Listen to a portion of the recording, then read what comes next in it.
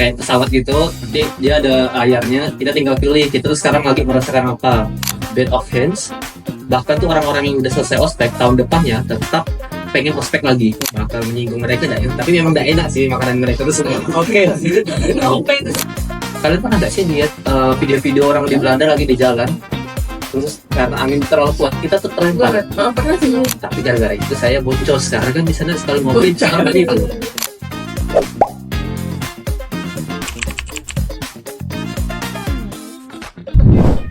Halo Phoners, welcome back to another episode of VON, Voice of the Neighborhood Podcast. Aku Firly. Aku Irgi. Di episode kita VON yang kita kali ini, kita bakal bahas suatu tema yang menarik banget buat kita obrolin nih. Apa tuh bang? Nah, temanya adalah Taste, Thought, and Tradition. Exploring local culture while studying abroad. Panjang juga tema kita Iya, kali ini. biasanya yang panjang ini malah lebih menarik buat kita Ya, berdua. berarti isinya banyak banget nih buat Iya, teman-teman Phoners semua. apalagi materi kita kan luar biasa juga. Iya, ya. betul. Dari abang kepo nggak sih narasumber kita siapa? Nah, iya nih, kepo juga nih. Mungkin Phoners juga Ya, paling kepo kepo juga nih kayaknya teman-teman di nih. rumah sih. Iya kan? Narasumber kita kali ini nih guys, apalagi teman-teman yang sering mantengin IG-nya LS Iya, tuh pasti nggak asing lagi sama betul narasumber banget tuh. karena udah pernah kami undang juga di kegiatan LSI yang sebelumnya. Apalagi yang aktif ikut ya. Pasti nggak lewat beranda ada lah. Iya. Nah, terus tuh beliau ini Firly kasih clue ya. Beliau ini tuh pernah studi di negara kincir angin bang. Oh. Nah, ngomongin negara kincir angin nih Firly, ini udah nggak asing lagi sih nih. Kepala akun ini pasti negara Belanda kan. Yes, betul. Boleh kasih Ya. tepuk tangan guys. Belanda kan betul. Nah, tapi untuk clue yang tadi itu terlalu luas nggak Iya, sih, Bang? masih terlalu luas karena Iya. kan semua orang itu pasti ada yang punya kesempatan ke Mm-mm. Belanda kan. Cuman kita nggak tahu nih yang mana nih yang pernah ke Belanda di episode Betul. kita kan. Nah, Firly kasih clue yang kedua nih bang. Oh, boleh. Nah, clue yang kedua, narasumber kita ini merupakan founder dari Arutala Academy. Oh. Mungkin boleh kita langsung panggil Iya. kali ya bang, Bang Dimas. Oke.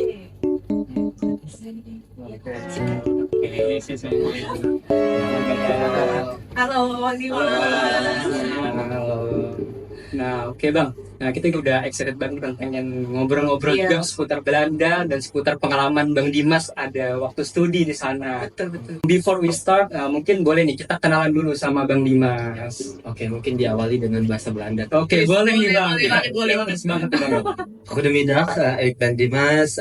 Salam kenal semuanya. Artinya selamat siang, nama saya Dimas. Selamat siang tadi. Udah selamat siang semuanya. Itu. Jadi perkenalkan lagi, nama saya Dimas. Saya adalah founder dari Arutala Academy. Dan kemarin S2-nya di Belanda.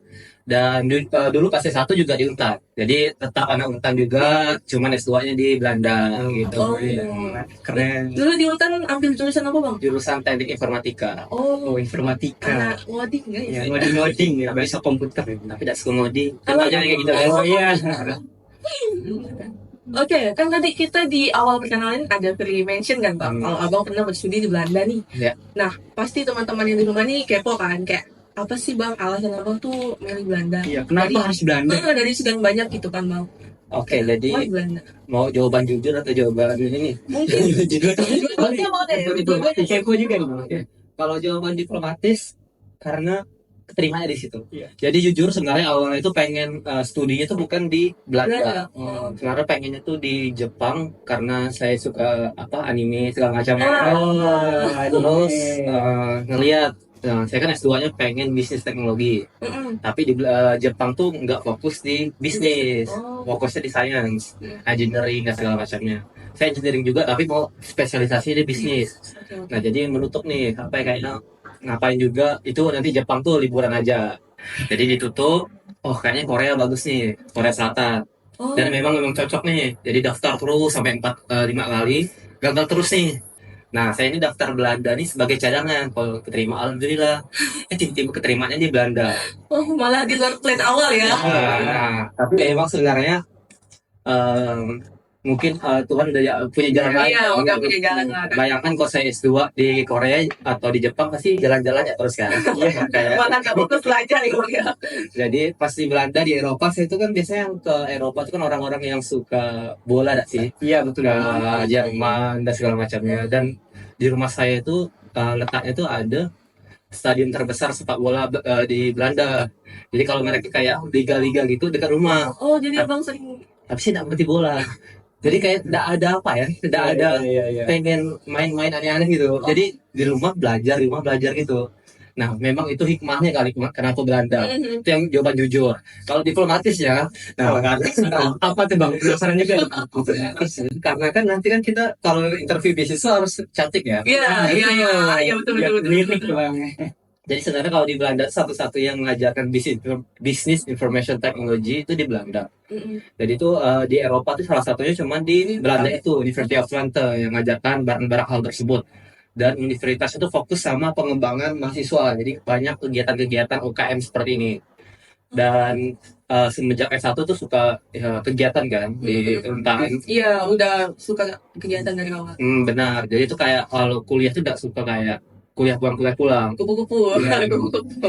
Jadi mereka tuh banyak kegiatan. Jadi pengen kesana juga. Terus mereka tuh ada S2 tambahannya lagi mempelajari kepemimpinan.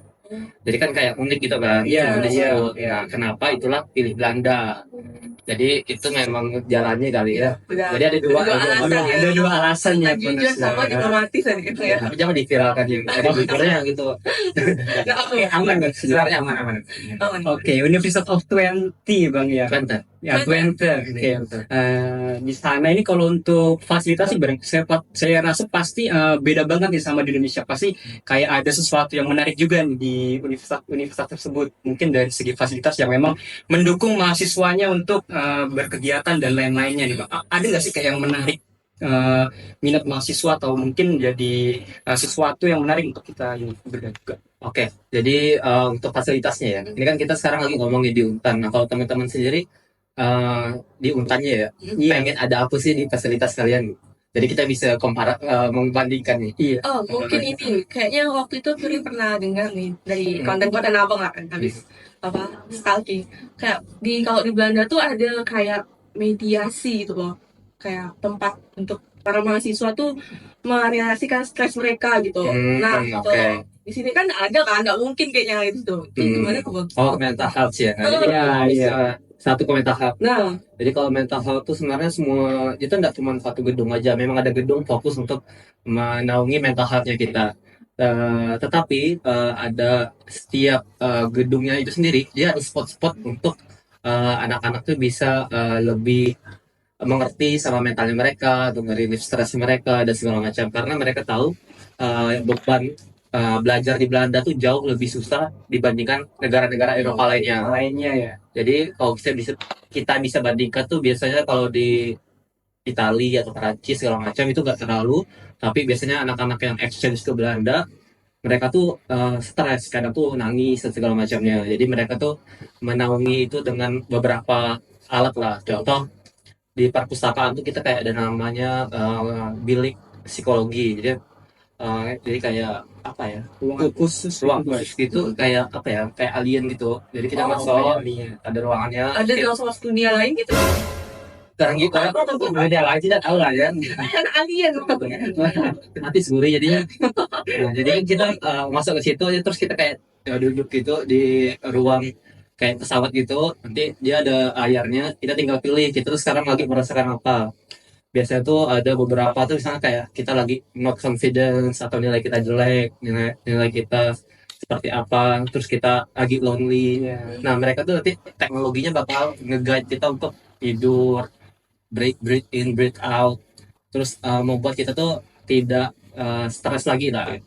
Nah, itu preventif pertama. Tapi nanti kalau masih stres ya kan, biasanya tuh kita tuh ada psikolog pribadi. Jadi kita tinggal walk-in aja kalau ada apa-apa. Terus kalau ada apa-apa yang lain itu kayaknya kita tuh sangat diperhatikan lah mental health-nya gitu. Jadi ada psikolog, psikiater dan segala macamnya. Karena kan beberapa teman-teman tuh mungkin ada yang kena rasisme apa segala macam, tapi tidak banyak. Ya, Mereka gitu. pergi ke sana. Iya, banyak anak internasional lain juga. Dan untuk fasilitas itu aksesnya itu gratis atau Iya. berbayar tuh bang? Gratis semua sih, nggak ada Oh, yang bayar. gratis ya. Oh, iya. Ya, Berarti jadi dari kampus semua tuh bang. ya jadi dari kampus semua yang menyediakan, tinggal kita mau pakai apa enggaknya sih. Soalnya kalau di Belanda tuh kan semuanya tuh ada, tapi banyak yang tidak memanfaatkan aja. Oh, iya. Jadi itu salah satunya mental health kan, yang kayak lebih kok counseling. Tapi kita tuh memang ada gedung UKM juga, yang isinya tuh lantai pertama tuh khusus untuk entertainment kita.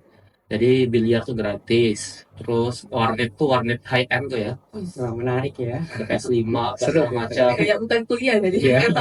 Valorant dan gitu itu semuanya ada, Dota 2. Jadi kalau kita habis dari perpus itu tuh kayak cross di perpus gitu loh. Jadi kalau kita stres tinggal masuk ke situ, main dan segala macamnya. Tinggal booking berarti bang ya. Ya nggak bayar lagi itu, Iya. udah dikasih semua. Nintendo Switch, semuanya udah disediain dah konsol-konsolnya. Jadi kayak apa ya? Kayak di Amazon. Oh, Apa sih? seru ya Pepsi ya. Oh, PlayStation gitu ya. Itu contoh kecilnya aja sih. Jadi lantai satunya entertainment sama cafeteria, lantai duanya tuh ruang UKM kita, ruang office. Kalau kita kayak sekarang ini kan LSI kan, kita ada office-nya masing-masing di PP. Saya kan di PPI NSKD juga, Perhimpunan Pelajar Indonesia NSKD Belanda. Nah, kita tuh sebagai orang Indonesia punya sekre juga, dikasih sekre. Iya. Terus lantai 3 tuh ada streaming room kayak gini. Jadi kalau kita misalnya kayak ada live podcast apa segala macam, ada kayak gini juga dan lain-lain. Itu cuma satu gedung sih. Jadi setiap gedung itu banyak lagi fasilitasnya. Ada Tergantung, beragam lagi bang. Iya. tergantung kalian mau mengulik yang mana Oh, nih. Tinggal mana milih ya. tinggal pilih ya. Itu. Oke. Mungkin boleh geser kali ya bang. Kan tadi kita bahas fasilitas. Nah iya bang. Nah terus tuh kemarin kita juga ada lihat nih konten abang juga. Kita juga ini yang Tetap di iya. Kayak Itu juga tuh bang. kita menantu sejati. Iya. Terus kita ada lihat tentang ospek di sana nih bang, yang katanya tuh seru. Kayak bukan katanya sih, dari konten abang pun udah kelihatan banget Kelihatan serunya. banget Kayak, serunya. udah Dan dia menikmati beda banget. dengan ada ospek di sini. Itu tuh boleh diceritain nggak sih bang tentang ospek di sana? Oke, nah jadi mungkin teman-teman sekarang kan ospeknya udah nggak terlalu susah lah ya. Iya. Sekarang kan Iya. tidak ada yang apa ya kekerasan lagi kan Iya. ya mantan kan. Jadi, nah tapi kan zaman saya dulu 2014 masih ada lah yang kayak gitu kan. Iya. Jadi pas di Belanda tuh mau coba ospeknya seperti apa sebenarnya ospeknya.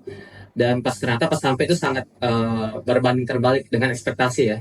Jadi ospek S1 sama S2 tuh beda. Kalau S2 tuh kita tuh lebih critical thinking-nya. Jadi kayak banyak kegiatan-kegiatan yang kayak brainstorming, business pitching, dan segala macamnya. Tapi itu kita tuh kalau ospek itu 2 minggu. Tapi itu bit of hints. Bahkan tuh orang-orang yang udah selesai ospek tahun depannya tetap pengen ospek lagi. Oh, ikut lagi ya. Nah, padahal itu bayar. Kalau ospek di sini kan nggak bayar kan? Iya. Kalau di sana tuh bayar tuh 200 euro. 200 euro tuh sekitar 5 jutaan. Oh, lumayan Buat ospek banget. doang. Nah, cuma ospek doang itu ya. Ospek doang. Tapi mereka tuh rela untuk mengeluarkan hal tersebut karena memang seseru itu. Jadi kita tuh dari full day. Jadi itu biasanya pagi itu memang kita kegiatan-kegiatan kayak sport day, tau nggak sih kalau di drakor Iya. Nah itu kita tuh namanya nanti dikelompokkan menjadi grup gitu. Terus nanti ada satu senior yang menjadi parentsnya kita. Jadi kalau di sini kan kalau senior kan bakal ngedikte kan. Kalau di sana tuh dia dipanggilnya tuh daddy sama mami gitu. Jadi dia harus ngasuh mereka gitu. Dan nanti tuh yang daddy sama maminya tuh dia bakalan ngomong banget gitu. Jadi misalnya habis ospek mainnya di rumah dia apa segala macam untuk pastikan semua orang tuh ngerasa di welcome walaupun mereka bukan orang Belanda Iya. gitu. Nah jadi salah satunya itu terus sangat berbeda tuh karena apa ya? Karena tuh kita tuh transform yang biasanya kuliah kita tuh kan kayak gini nih, kayak Iya. gedung-gedung aja. Tapi itu kalau lagi ospek kita tuh kayak dibawa wahana Dufan ke universitas kita. Ya gitu bang ya. Oh, jadi kayak di dekor gitu sekian rupa. Bukan dekor, langsung building infrastruktur untuk Dufan ya. Oh. Jadi kayak luas tuan itu tuh kayak untan, sebesar untan. Nah setiap gedung di itu tuh ada mainan-mainannya, ada slidingnya, ada apa segala macam, itu memang full gitu. Seru ya. Nah jadi Pantas lah orang mau bayar lagi. Iya. jadi itu kita tuh apa ya, pengen ketemu teman-teman baru yang baru masuk maba, jadi pengen berteman, jadi banyak koneksinya kan, makanya Iya. update terus. Dan saya kan dulu di teknik kan juga panitia ospek kan. Nah, saya itu penasaran gimana sih jadi panitia ospek. Tahun kedua saya jadi panitia ospek. Oh. Jadi yang handle semuanya lah barang-barang hal tersebut. Jadi itu panitia kita tuh ada 200 orang. 200 orang orang Belanda, yang orang internasional itu cuma 10 orang. Itu orang India, orang mana, orang Indonesia cuma abang sendiri. Oh. Nah, jadi abang kayak kapan lagi kan jadi panitia ospek Iya, di luar negeri kan, kayak Kesempatan bang ya. kayaknya nggak ada lah orang yang S2 masih ada sempat-sempatnya yang mikir kan jadi panitia ospek. Masih mikir, ya udah S2. Jadi kemarin tuh abang yang ngurusin sosial media mereka buat TikTok apa segala macam juga. Iya. Jadi seru-seru juga sih. Jadi kalau kita sebagai panitia ospek tuh kita fasilitasnya banyak kan. Ada dapat semua merchandise dan kostum lah. Terus setiap selama sebulan 2 bulan tuh kita full dikasih makan gitu. Jadi kayak kita ada pantry besar kayak tenda gitu. Isinya tuh makanan semua buat kitchen. makanan ya. Jadi kita tinggal Ambil ambil sepuasnya. Karena kan sebagai perantauan kita butuh makanan. Iya, Iya. itu banget itu yang dicari. Sekali makan di sana tuh 300.000. Lumayan lah kan. semua ya, kapan lagi makan gratis? Dan kadang kan ada banyak maba-maba Indonesia yang baru datang kan. Nah, Iya. sebagai satu-satunya panitia ospek di sana kan, oh orang Indo nih kita agak, kamu mau makan dah, abang ngambil makanannya kasih orang Indonesia gitu. Ngelobi. Jadi kayak ambil dikit-dikit lah kan banyak makanannya, Iya. jadi kasih ke budak-budak Indo gitu. Jadi kalau untuk ospek nih kurang lebih itu seperti itu gitu. Apa yang kita lakukan dari pagi sport day, siangnya memang masih yang kayak wahana-wahana gitu. Terus malamnya tuh biasanya tuh mereka kayak konser ada di band, DJ dan segala macamnya. Malam tuh mereka nge-club. Kalau saya sih stop. Soalnya kan paginya nggak harus sih Iya. jadi panitia lagi kan. Nah, Itu kalau rutin bang ya. itu Full 2 minggu. selama 2 minggu full. Jadi mereka Minggu full gitu. sampai jam 3 subuh mereka harus tidur. Pagi jam 7 mereka kegiatan lagi. Tapi kalau panitia kita kan nggak bisa lah kan jam 10, 11 balik loh kan. Iya. Tidur. Nah kan besok paginya harus Siapin lagi. kegiatan lagi kan. Harus fresh juga besok paginya. Gitu. Nah, lalu kita beri lagi nih bang. Pas abang ini pertama kali tiba di Belanda ataupun awal-awal banget, ini ada nggak sih kayak momen culture shock yang abang rasain, kayak mahasiswa di sana, gimana budaya yang mahasiswa di sana kan beda juga. Kita beda negara. Kalau di sini kan orang-orang Indonesia kan normalnya kayak kita tahu sendiri bang ya. Nah, kalau di Belanda ini seperti apa nih bang? Kita tahu sendiri seperti apa tahunya nih. Apa yang kalian tahu nih? Oke, mungkin Kita kecil lingkupnya ke Iya. kampus aja, ke kampusnya nih bang ya. Mungkin dari cara mengajar dosen mungkin atau Oke. anything else. Jadi kalau untuk dari cara ngajar dosen ya, kalau ngajar dosen tuh dia lebih terbuka aja dengan apapun yang kita omongin. Jadi pertama kali nyampe ke Indonesia tuh aku tuh ngerasa kayak kok pertama kali nyampe udah berantem, kayak dosennya lagi ngajar nih segala Iya. macam, terus kayak dia angkat tangan terus bilang kayak aku nggak setuju sama apa yang kamu omongin, aku rasa kamu tuh salah gitu. Terus kayak kok baru hari pertama nih udah kelain nih orangnya kan, kayak kaget kan. Iya, kaget udah kan. to the point kan. Terus ternyata tuh memang itu wajar, dan dosennya juga oh iya salahnya di mana, gimana kamu bisa proven kalau salah. Terus mereka diskusi panjang lebar, ternyata itu tuh wajar melakukan hal-hal seperti itu. Jadi kalau kita di Belanda tuh kita tuh kayak dianggap setara dan mereka tuh open untuk discussion ya. Padahal mereka tuh yang ini, mereka yang ngebuat ilmunya. Contoh kalian ada ilmu apa nih, mereka tuh yang sebenarnya yang buat ilmunya. Tapi masih didiskusikan lagi. Dia tetap open, sebenarnya ilmunya tuh bisa berkembang ke arah apa dan segala macamnya. Jadi lebih open. Dan di sana tuh kalau nggak ada absen. Jadi kalau masuk enggak. Mereka tuh mikir kayak yang butuh ilmu tuh kalian bukan aku. Oh iya. Oh. Kayak tiba-tiba di tengah jalan nih kita lagi belajar, kita bosan, kita keluar tuh, kita It's keluar, okay. kita keluar aja. Jadi langsung Gitu bang. jadi Oh, kali tegar tuh. enggak ada. Jadi beberapa kali tuh abang kayak bosan juga ya. Abang keluar. Tapi itu jarang. Soalnya apa ya? Kenapa kita tuh tetap datang? Karena kita tuh ditanamkan kalau kuliah tuh bukan mereka yang butuh, Iya, sebenarnya kita yang juga. butuh. Kita bang ya. Kita juga yang rugi kan. Kalau nggak datang kan. Kalau nggak datang. Jadi itu ada yang nggak datang kan, bener kayak ada lah orang Indo sama Inter yang kayak nggak ada yang Iya. malas lah, tidak berdiri lah. Iya, iya. masih ada, masih ada. Walaupun mereka beasiswa juga ya ada lah. Nah, jadi ada yang nggak datang, terus bilang kayak aku nggak ngerti sama sekali apa yang diajarkan di PPT itu. Soalnya di PPT itu kita kan apa ya? Lebih ke topik discussion. Kalau di Belanda tuh kita tuh bukan datang diajarin sesuatu, tapi kita datang kita tuh udah harus belajar, udah baca 2 jam sebelumnya. Dia datang tuh menanyakan pendapat kamu tentang itu. Jadi kalau Prepare gitu ya. kalau kamu nggak prepare, kamu bakal haku-haku. Ngomong ya. Jadi percuma kamu datang gitu. Jadi kalau kamu cuma nonton recording, kamu nggak bisa keep up gitu. Karena itu kita tuh harus masuk ke discussion ya, bukan penonton. Nah, jadi pertama kali itu agak kaget kan kalau di Dark Group Iya, Dark Group. langsung ditanya ya apa kan. Belum. Kalau kita nggak jawab tuh nggak bakal lanjut. Jadi kayak pressure di kita kan. Iya. Dan apa ya sebagai prep orang Indonesia ya kan agak kompe kan kalau orang Indonesia tuh. Jadi kita tuh suka belajar dulu apa segala macam gitu. Jadi adalah persaingan antar negara tuh ada. Tapi tidak secara langsung ya, tidak bilang saya menandingi enggak. Oh, Tapi iya. kayak ada kayak secara kayak aku harus lebih baik lah dari Iya, pengen sehat bang ya. Normal sih gitu. kalau. Jadi itu sih dari nggak ada absen. Terus memang kita tuh mandiri untuk belajarnya.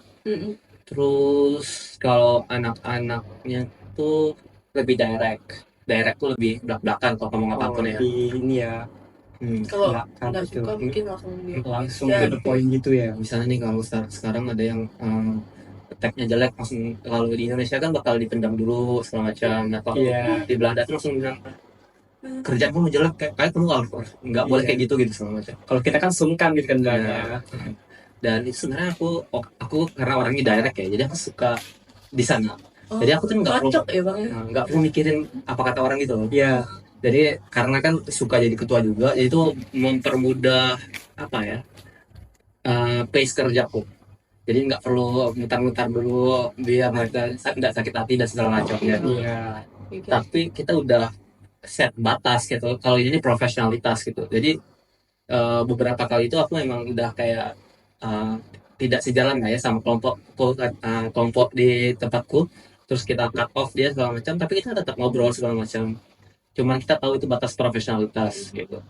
Jadi selama di Belanda tuh juga kalau kerja kelompok selalu jadi ketuanya yang leading. Jadi Memang handle mereka ya.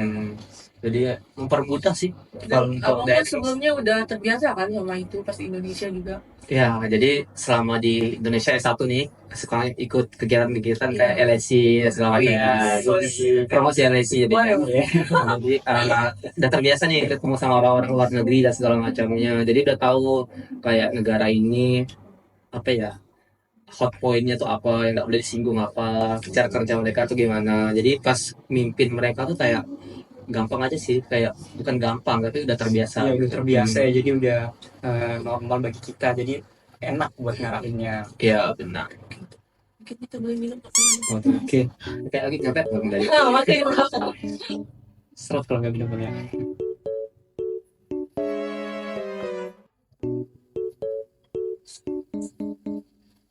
Oke. mungkin next karena kita habis itu boleh kali geser ke topik makanan di sana. Nah, penasaran juga nih bang soal makanan di sana nih. Kuliahnya gimana sih? Kan beda ya kan pasti ya bang. Selera kita sama selera orang sana kan. Bagi abang sendiri itu pernah nggak sih kayak merasa nggak bisa beradaptasi lah sama makanan di sana. Jadi tuh abang nyarinya makan Indonesia terus, maunya makan Indonesia terus di sana gitu bang. Oke. Jadi gimmicknya halus ya, makanya tadi disuruh minum soalnya Biar masuk gitu. Biar masuk deh. jadi Blazing. kira kok tiba-tiba disuruh minum kan. Jadi kalau makanan sebenarnya kalau Eropa tuh enggak bakal menyinggung mereka enggak ya, tapi memang enggak enak sih makanan mereka tuh semua. Oke. No offense. Jadi kan mereka kan direct kan. Iya. Kalau memang enggak enak sih makanan mereka. Jadi awal-awal tuh memang kalau di Indonesia tuh suka masak, tapi masak-masakan yang luar negeri. Oh iya. Tapi pas di Belanda tuh nggak pernah masak-masak kayak rendang, soto ayam dan segala macamnya. Jadi itu suka masak sendiri. Oh. Dia belajar lah di YouTube apa segala macam. Nah kalau di Indonesia kan kita kan udah pernah dijajah ya. Jadi semua rempah itu udah di sana. Gitu. Jadi kalau masak apapun itu gampang. Malah gampang ya nih bahan-bahan di sini sana. Jadi banyak orang-orang yang udah dari penjajahan kan udah di sana. Nah itulah. Betul sih. Harus diaksa kan ya. Profit dikit. Jadi mereka tuh udah banyak buka toko kayak Alfamart gitu segala macam. Jadi toko Indo itu banyak. Alfamart di sana bang ya dia. Jadi Alfamart. Yang mirip lah ini. Macam itulah. Jadi agak lebih gampang kalau masak. Tapi awal-awal tuh belum pernah masak. Jadi pas masak dan segala macamnya trial and error lah kan. Iya. Jadi tuh awal-awalnya tuh pas datang tuh kan lagi ulang tahun. Terus anak-anak Indonya tuh ini kita buat tumpeng nasi kuning. Nah itu trial pertama, jadi kita bersama-sama belajar masak nasi kuning dan segala macamnya. Nah semenjak itu diekspor tuh semua itu rendang, opor ayam, apa segala macamnya. Soalnya kalau di Belanda kan tidak tidak menggiurkan ya kalau Iya. makanan itu. Mungkin ada yang tertarik, tapi personally aku nggak tertarik sama makanan Eropa. Jadi bahkan orang Belandanya pun lebih suka ke restoran Asia kayak restoran Korea Selatan, restoran China itu ramai terus. Jadi mereka mereka sadar kalau makanan mereka tuh kurang berbumbu lah, gitu. Jadi itu juga sebenarnya yang ngelatih kenapa banyak orang-orang Indonesia yang keluar negeri itu tiba-tiba jago masak semua, karena kita terpaksa gitu. Dan karena aku suka masak dan apa ya, teman-teman tuh selalu datang ke rumahku gitu. Jadi aku tuh nggak suka kalau aku pergi terus kalau nanti baliknya jam 3 subuh 2 subuh aku harus sepedaan balik ke rumah kan capek. Aku lebih milih aku beres-beres setelah mereka datang kan, setelah mereka pulang gitu. Jadi gosip-gosip makananku enak tuh tersebar kan ke Indonesia, ke orang-orang Indonesia, ke orang-orang internasional lainnya gitu. Jadi menyebar tuh. Jadi aku banyak teman gara-gara aku suka masak gitu. Jadi kadang tuh di jalan tuh, lagi jalan di kampus, karena kan kita lumayan friendly ya orang-orang Iya. desa tuh. Kayak, kamu Dimas ya? Aku dengar kamu masaknya enak. Aku boleh datang ke rumahku nggak? Nah, itu tuh literally orang random lalu kayak, iya, boleh sih. Gitu. Jadi tuh nggak gitu. Jadi banyak yang kayak gitu, apa ya, pertemanan internasionalnya. Jadi karena aku ngerasa tuh aku udah keluar negeri, kalau temenannya orang Indonesia semua, bagusan aku ke UI ya. Iya. Jadi aku banyak temenan ke orang-orang internasional juga gitu. Jadi panitia ospek, jadi apa-apa segala macam supaya banyak teman internasional juga gitu. Itu sih kalau makanan ya gitu. Tapi banyak sekali makanan-makanan Indonesia tuh dari Belanda. Kayak odading tuh kan dari Odading. Odading itu Belanda ya. odading itu namanya apa ya? Aku lupa. Itu biasanya dia itu dia makanannya tuh biasanya kalau winter, kalau musim dingin. Jadi memang itu tuh pasti di serve kalau musim dingin. Musiman berarti bang ya. Kalau nama-nama makanan juga kadang ada beberapa mirip kayak kroket apa itu kan namanya Belanda tuh semuanya. Iya. Jadi banyak lah, tapi mereka tuh sama tapi rasanya tuh agak aneh aja sih, karena kan mereka menyesuaikan ini mereka kan gitu. Iya. Itu memang pernah makan makanan apa Belanda? Nah saya minum. Oke. Nah itu ya konsep soal makanan dan kuliner yang ada di Belanda ya. Nah kalau untuk kita kan sebagai muslim kan juga pilih-pilih makanan nih bang, kalau di apalagi di negara orang kan. Nah untuk mencari makanan yang memang khusus untuk orang muslim itu apakah sulit bang mencarinya di sana? Oke. Jadi itu kalau makanan muslim tuh kita pasti ke restoran-restoran Turki. Oh ke Turki ya. Jadi kan atau Middle Eastern lah. Jadi kalau Turki apa segala macamnya pasti halal. Nah, jadi kayak makan kebab, makan apa segala macam. Tapi itu mudah dijangkau selama di sana juga. Di kota sih pasti banyak orang Turki di sana tuh, banyak imigran lah gitu. Jadi jualan-jualan kebab tuh banyak. Tapi kan kalau kita makan di luar terus mahal ya. Jadi kan sekali makan tuh 15 euro. 15 euro tuh berapa sih? 15 kali 15 tuh ada ekonomi ya, kita siap 15 kali 15 225 dah sih. Semoga tidak bisa. Nah, kita begitu kan. Kalau bayangin sekali makan segitu 200 300 itu baru sekali makan. Jadi kadang tuh kalau kita makan di luar tuh sekali seminggu. Sisanya tuh kita tuh belanja. Ada supermarket Turki sama supermarket Indonesia. Setiap negara tuh ada supermarketnya khusus. Ada jual ayamnya semua segala macam tuh ada. Jadi makanya banyak orang tuh lebih prefer masak gitu karena lebih murah gitu. Kalau beli di luar tuh mungkin kalau lagi refreshing ya, soalnya tuh kan kita biasanya tuh rata-rata kalau di Belanda tuh universitas sama city centernya tuh kayak di sini tuh Untan lah ya, city centernya ya. Agak terpisah, jadi kita tuh harus kayak setengah jam sepedaan dulu. Jadi untuk nyampe ke sana bolak-balik tuh berarti 1 jam. Dan di sana karena kita sepedaan terus, sehari itu minimal 10 km itu sepeda. Jadi kalau kalian lihat di Instagramku pas di Belanda, mukaku tuh kurus banget. Karena kaki terus. Dia terus setiap hari. Oke. Dengar-dengar yang soal sepeda itu di sana ini bang, lebih dengar-dengar ya, ini lebih banyak sepedanya daripada orangnya, itu fakta bang atau benar? Fakta itu memang kita awalnya tuh cuma satu pengennya, tapi itu Iya. kayak FOMO sih kalau orang. FOMO. Aku juga ya. Jadi itu kita tuh ada satu sepeda tuh sepeda untuk commute untuk sehari-hari yang agak biasa lah, Iya. yang kayak nggak perlu nggak sepeda nggak nyombong. Soalnya kalau sepeda sombong tuh gampang dicuri. Jadi kita sepeda nggak sombong tuh supaya tak dicuri. Kita sengaja jelek-jelek kan. Kalau di sana tuh kalau pencurian sepeda tuh kayak orang udah melihat lagi nyuri sepeda, mereka tuh kayak ya udah sih, nggak ditahan. Oh, Karena itu udah kayak budaya mereka nyuri sepeda. Oh, ini baru tahu nih. Tapi betul. tapi nyuri yang lain nggak nyuri yang lain nggak boleh. Kalau sepeda Udah biasa kayak gitu aja. Sepeda malah udah normal bagi sana ya, di orang sana ya bang ya. jadi itu memang kita sengaja jelek-jelekan. Nah kalau kita yang Sabtu Minggu tuh biasanya tuh budak-budak tuh budak-budak. Nah, Udah apa bang? Kan kita bertiana juga. Nah, itu ya. Biasanya tuh mereka tuh ke kota lain pakai yang sepeda agak mahalan, yang kayak nggak parkir lama gitu. Iya. Kadang kita parkir lama lupa ngunci 2 menit ya udah bisa lah. Oh cepat banget ya. Jadi mereka udah ada yang dia Udah diintai gitu ya. Oh. karena kan satu sepeda tuh sekitar 200 euro lah, 300 Nah, 200 euro berapa ya? Kayak 3 jutaan lah ya, 2 juta, 2, 3 Lumayan juta, 3 ya. juta gitu. Jadi ada satu, dua, biasanya 3 lah, Satu orang 3 satu sepeda. orang. Wih, Abang ada 2 sih, koleksi ya. Lumayan ya. satu tuh kenapa banyak ya?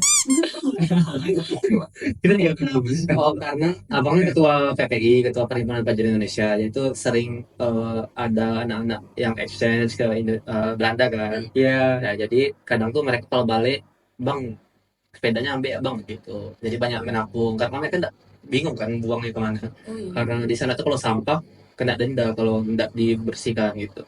Jadi daripada kena denda bagus kasih ke orang-orang Indonesianya gitu. Oke, menarik ya bang. Nah, selama di Belanda nih abang tinggalnya di mana bang? Apakah di Universitas Twente ini menyediakan kayak fasilitas berupa asrama bagi mahasiswanya, atau bang Dimas malah punya kayak apartemen milik pribadi atau rumah sendiri di sana? Kayu benernya kayaknya. Kita tidak tahu ya. We never know. Nah, jadi kalau untuk pertama tuh bisa tahun pertama kan kita tuh di Belanda tuh ada namanya housing crisis. Dan itu memang enggak ada rumah yang akomodir untuk semua orang yang tinggal di sana lah. Jadi banyak sekali orang-orang tuh yang tinggal tuh belum dapat tempat tinggal. Nah kalau di University of Twente mereka tuh kayak menyediakan setahun pertama boleh tinggal di tempat mereka, tapi setelah 1 tahun harus cari sendiri. Oh, Gitu. ya sementara berarti ya. Jadi kayak ada asrama ya ada. Jadi untuk kita untuk nyari yang jangka panjang gitu. Nah kebetulan aku itu setelah 1 tahun aku tinggal di diaspora. Diaspora tuh orang Indonesia yang udah tinggal di sana ya. Iya, iya. Diaspora Indonesia yang di sana namanya tuh Oma, udah kayak nenek sendiri. Oma kan bahasa Belanda kan. Iya. Nah Oma, jadi dia orang Indonesia yang nikah sama orang Belanda. Nah jadi omanya ini nih sekarang tuh tinggal sendiri. Dan nenek-nenek kan enggak pengen apa ya namanya, enggak bisa diam, kadang Oh, pengen iya, pengen apa sih. Udah, ya udah aku Terus. Hmm. Jadi aku tinggal di sana bareng omanya. Jadi pas tinggal sama oma itu kayak di Indonesia sih, karena kan setiap hari dimasak kayak lontong sayur apa segala macam. Terus kayak karakteristik orang Indonesia yang ibu-ibu tuh suka nyapu, ngepel, kadang suka di setrika kan nggak baju itu kayak ini kayak Indonesia banget gitu. Versi Indonesia kerasa ya. Itulah. Terus kalau dulu kan pertama awal-awal kan setahun pertama kan kita tinggal sendiri kan. Jadi kalau anak muda balik jam 2 jam 3 udah lah kan. Siapa gak marah kan di luar kan. Iya. Terus kalau sama oma tuh ada satu hari aku nggak balik tuh. Tiba-tiba udah pas balik langsung dia omel-omel ya. Kamu ini di mana segala macam bet. Aku tuh nggak boleh di sini. Jadi kayak apa ya? Akhir aja om makan chat ke semua orang di SKD ya kalau kamu hilang kan. panik juga ini. Tapi oma tuh ngomongnya Indo sama Belanda dicampur-campur, jadi kayak tahu nggak sih kayak company itu. Iya. Jadi kadang tuh kayak ini kayak gitu ngomong Indo tuh Belanda, jadi kan kadang kita masuk gitu. Oke. Jadi itulah unik-uniknya. Tapi nggak semua orang bisa nggak tinggal di sama diaspora ya. Kemarin itu karena sering kegiatan PPI kan, jadi kenal banyak orang. Terus waktu itu aku homeless, kayak aku chat aja di grup besar kan. Aku homeless nih siapa? Jadi aku memanfaatkan privilege kan. Iya, udah juga. Harus dimanfaatkan ya. Aku homeless jadi itu udah. Jadi banyak lah yang chat ya, Dimas di sini gitu. Jadi gampang lah nyari rumah. Tapi banyak teman-teman tuh yang kayak sebulan, 2 bulan, sampai ada yang 6 bulan tuh belum dapat rumah. Jadi mereka pindah-pindah terus, mutar-mutar gitu segala macam. Gitu. Nah, dari tempat tinggal abang itu ke kampus jauh nggak tuh bang?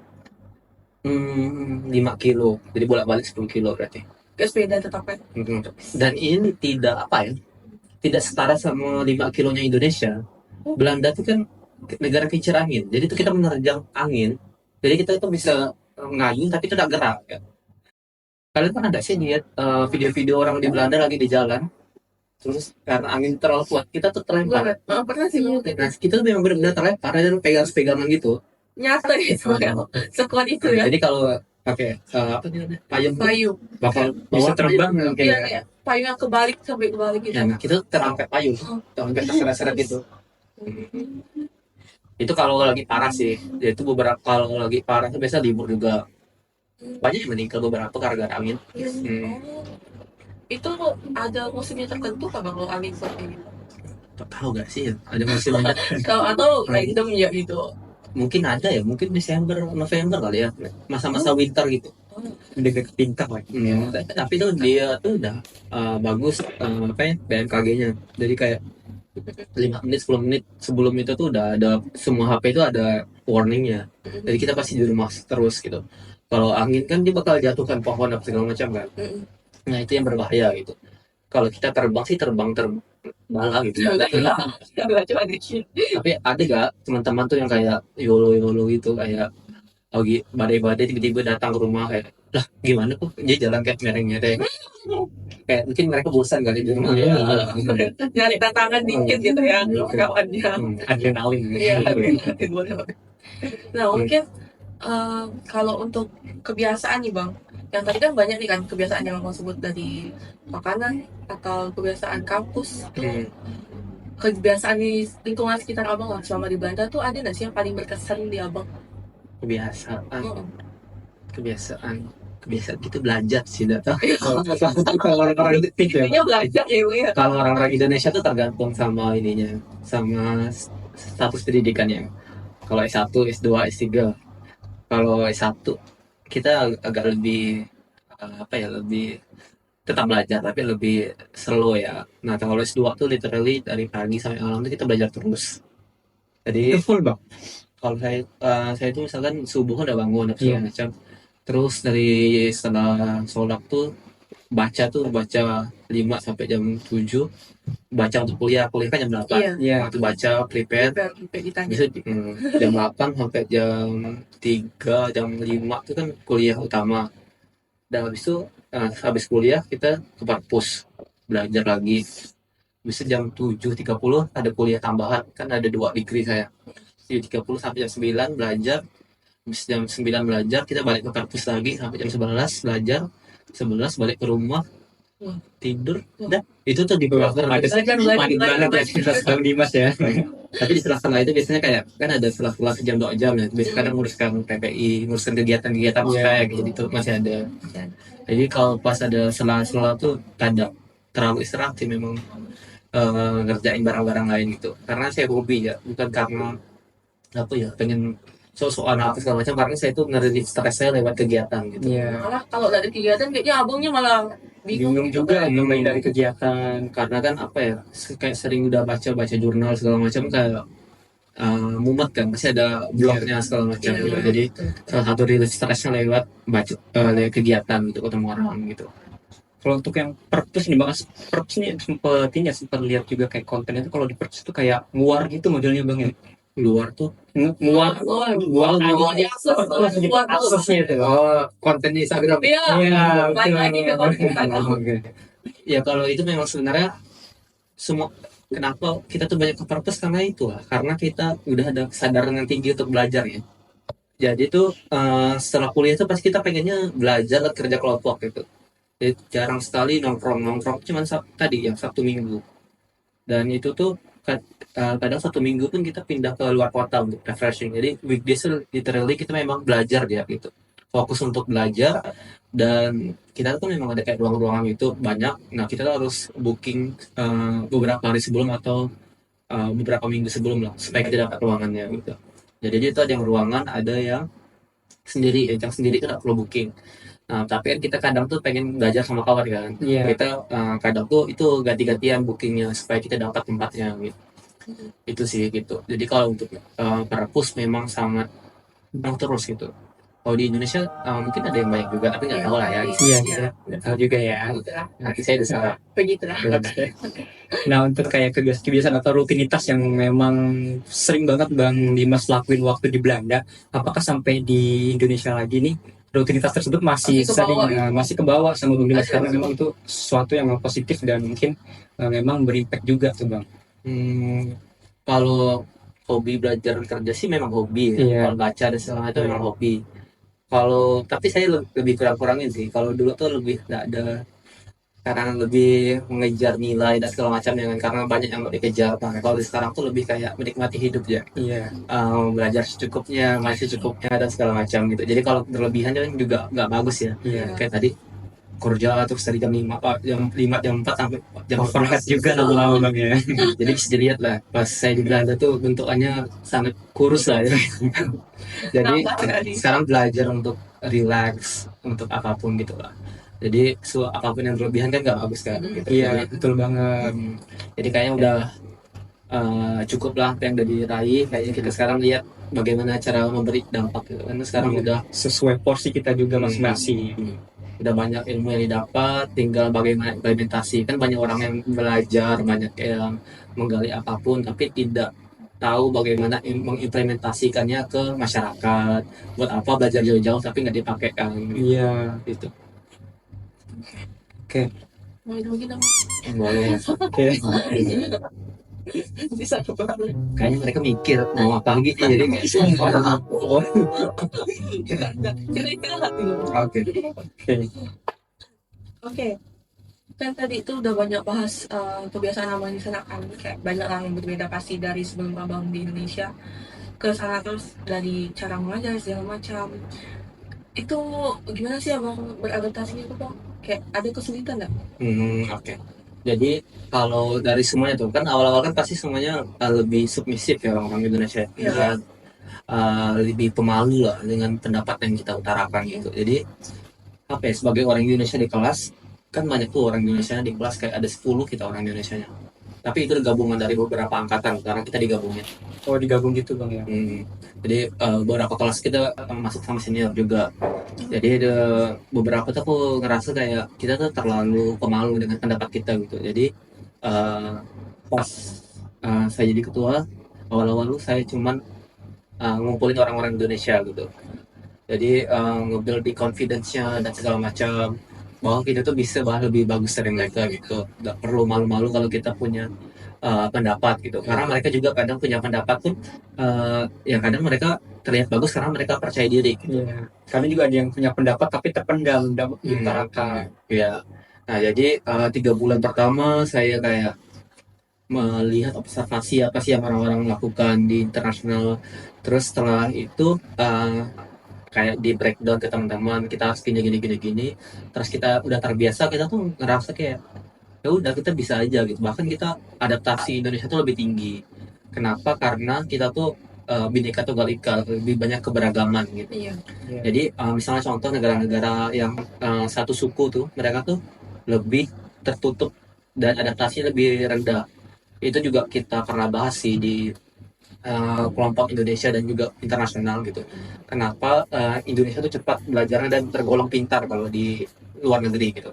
Karena kita terbuka dengan apapun itu. Suku kita banyak, bahasa kita banyak dan apapun. Jadi kalau ada perubahan, kita gampang berubahnya gitu. Iya. Tapi negara-negara yang cuma satu suku, mereka tuh terpaku sama satu metode, satu cara gitu. Jadi tidak perlu disebutkan negara-negara apa, tapi itu yang saya observasi gitu. Jadi agak apa ya? Terkadang pun saya coba masukin beberapa teman-teman dari negara tertentu, mereka tuh kayak agak susah mendapatkan apa ya namanya, feedback, input segala macam. Tapi kalau orang Indonesia kan udah terbiasa ya, kita disuruh atasan kamu gini ya, oh iya gitu. Kan tidak ada mempertanyakan ini apa gitu. Jadi Tanya kan tuh takut ya bang ya. ya, jadi itu salah satu positifnya orang Indonesia ya, gampang adaptasi gitu. Tapi asalkan punya ini sih mindset yang bagus gitu. Jadi jangan sampai adaptasi karena cuma disuruh, tapi ada critical thinkingnya juga gitu. Nah, Bang, kalau dalam lingkup pertemanannya sendiri, Abang ini lebih suka, kalau pas di Belanda ya, itu lebih ke orang Belandanya, atau malah Bang Dimas lebih suka ke orang luar lainnya daripada Belanda itu sendiri? Oke, kalau sebenarnya pengen ke semua aja sih, karena aku tipikal extrovert gitu. Kalau di kelas tuh aku kayak misalnya lagi istirahat, kita kan kelasnya 4 jam, tapi setiap 30 menit tuh kita pasti ada break 15 menit. Iya. Nah, misalkan orang duduk buka laptop masing-masing. Nah, kalau aku tuh ngelihat dari jauh kan siapa nih yang ngasih diajak ngobrol gitu. Aku tuh bakal nyamperin kayak halo ke Dimas, abis ngapain dari ini. Aku tuh samperin semuanya ngajak ngobrol. Kayak aku nggak peduli lah mereka mikirnya apa gitu. Tapi intinya apa ya? Aku nggak ada yang merasa bilang kayak aku nggak mau ngomong sama kamu gitu. Bila jadi tapi kan Nah, jadi aku kayaknya asik kali ngomong sama ini, aku ngobrol sama mereka dan segala macam. Dan pertanyaannya apakah orang Belanda atau enggak, sebenarnya mau aja, tapi orang Belanda tuh terlalu apa ya, terlalu scheduling orangnya. Aku tuh orangnya suka impromptu juga, kayak orang Indonesia kan kayak hari ini kemana ngopi yuk. Nah, Iya, mereka Memang dikit-dikit ya. kopi shop. Nah, dan itu juga yang jadi susah. Jadi mereka tuh nggak bisa kayak gitu, harus sebulan sebelumnya. Dan mereka tuh sering datang ke rumah segala macam, tapi jadwalnya tuh terlalu jauh gitu loh, kayak aku udah lupa lah aku janjian sama kau gitu. Tiba-tiba tuh jadi dah hari ini siapa dia nih gagal udah tadi kan. Iya. Nah jadi tuh malas. Nah jadi sering nongkrong itu sama orang-orang Korea Selatan, Jepang. Nah jadi itu lebih nyampur ya kita. Jadi kayak Korea dan Jepang ya. jadi kalau Korea Selatan sama Jepang sih tinggal kayak aku di rumah ke rumahnya. Nah, kalau sama cowok-cowok tuh kita main Mobile Legends. Oh, Sana juga main Mobile Legends ya. Oh, alah. Kalau orang Asia aja sih iya sih main kita. Jadi kalau lagi bosan apa segala macam kita ke rumah dia. Terus kalau di sana tuh ada kafe, di sana memang isinya tuh biasanya banyak orang Asia Timur lah ya. Nah jadi kalau chat ya, kalau lagi di kafe ke OTW gitu. Jadi kayak gampang kan, kayak Iya, biasa ada kita Malah kontak kayak kita di Indonesia. Jiwa-jiwanya kita memang ya. Tapi gara-gara itu saya boncos karena kan di sana sekali ngopi Bocor. sekali itu Gede juga ya pengeluarannya. 200.000 sekali ngomong. Nah jadi kadang tuh maka kita di rumah segala macam. Nah jadi lebih suka sama orang-orang di Asia sih gitu, bukan karena tidak suka personalitinya tapi cara Lebih masuk gaya aja. orangnya. Iya. Berarti lebih banyak sama orang Asia ya tadi ya bang. Iya. Ada nggak sih satu yang orang Belanda gitu bang? Nggak ada di top. Jadi bestie mungkin Bang. Orang Belanda ada beberapa tapi itulah chatnya Iya tetap kayak tadi bang. kayak sebulan 2 bulan. Sebulan 2 bulan ya. Kita beli seharian kan udah panik udah dibalas chatnya ya. Jadi itu kayak mereka memang tidak ada budaya nongkrong, mereka tuh budayanya minum. Kayak jadi kayak kalau kita kan malam kan udah tidur kan, jadi ya Emang jam istirahat malam. Oh itu lah masuk perbedaannya tuh. Iya, beda banget ya. itu. Jadi kalau Belanda sih main banyak juga, tapi itu kita tuh lebih low maintenance friendships. Kalau orang Asia itu apa ya, lebih clingy sih kalau budak-budak Asia tuh. Kayak Indonesia kan kayak kau tuh Iya. temen aku, kau harus bareng aku terus. Oh iya, Nah, dikit. protektif terus. Dikit. Nah, kalau orang Jepang sama Korea Selatan, Indonesia tuh juga gitu. Jadi kayak kau kemana, kau sama siapa hari ini, kayak itu protektif. Kau ini sama Iya. siapa gitu. Kita udah terbiasa kan. Dia dari daerah Asia. Kok kau kena diajak gitu. FOMO gak mereka udah diajak.